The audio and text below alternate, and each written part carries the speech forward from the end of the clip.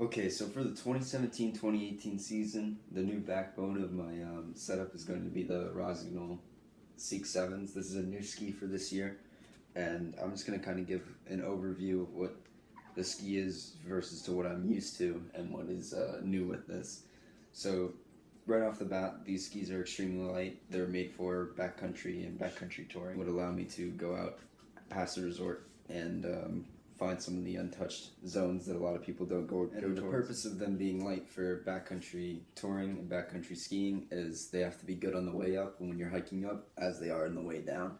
Not to mention that the reduced swing weight, so the ski, when you try to swing it side to side around a pivot point, is extremely light because almost all the weight's going to be centered under your foot because that's where your binding is, it's where the center of mass is for it. I actually picked these up today from the shop to get these bindings mounted on. These are Salomon Guardian M&C 13s. What makes these really special is that these are Alpine Touring frame bindings. So you get the stability and the rigidity of a normal Alpine binding, so it's able to stomp jumps or really lay into an edge. You don't have a pin binding, but it also has the Alpine Touring capability, which I'll show right now. So what I say when I mean Alpine Touring capability is I've already popped it because it's pretty hard to pull, but there's a tab back here and you pull, and then that allows the binding to be able to lift as you're skiing. So when you have the binding up here, you put the riser up with your pole, you can keep strapped into it, and then this allows you to, as you walk, lift the binding naturally and helps you to tour and kind of almost snowshoe, but with skis, out to the hidden zones that you're looking for. Done, and you're ready to go back down. It's a little bit harder because I'm not strapped in the skis, but you just stomp your foot down, and then it's ready to go. Along with a ski, one of the most important parts is your boot. So this is an Alpine boot. Part of the reason I got those bindings because I wanted to use this boot. This is a Rossignol Alias 120. This is a 120 flex rating. People who don't know, 120 is a very high flex rating.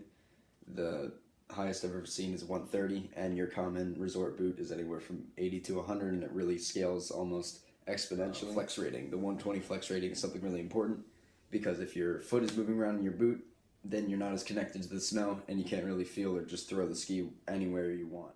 So that being said, I'm going to go ahead and strap it in the boot, put on the ski to show what the whole ski setup's going to look like, swing around my foot a little bit, show the swing weight, and I'll be right back. So I've put on the boot, now I'm going to strap into the ski and kind of show how it feels. So as you can see, when you strap into a binding, this pops up. That's what locks your foot in. It's got a DIN setting, which is when I fall, because let's be honest, it's going to happen. So when I fall, if there's enough force, then it'll snap the binding off, and then it won't like break my leg by the ski moving around. Ski feels extremely light on my foot. The bindings are mounted dead center on the center of mass, so it's really light, and as you can see, I can swing my foot side to side extremely quickly, where if I had this boot on, say, the carving ski, which is a lot heavier, wouldn't be able to do that. It's going to be very helpful in trees and very helpful in the powder.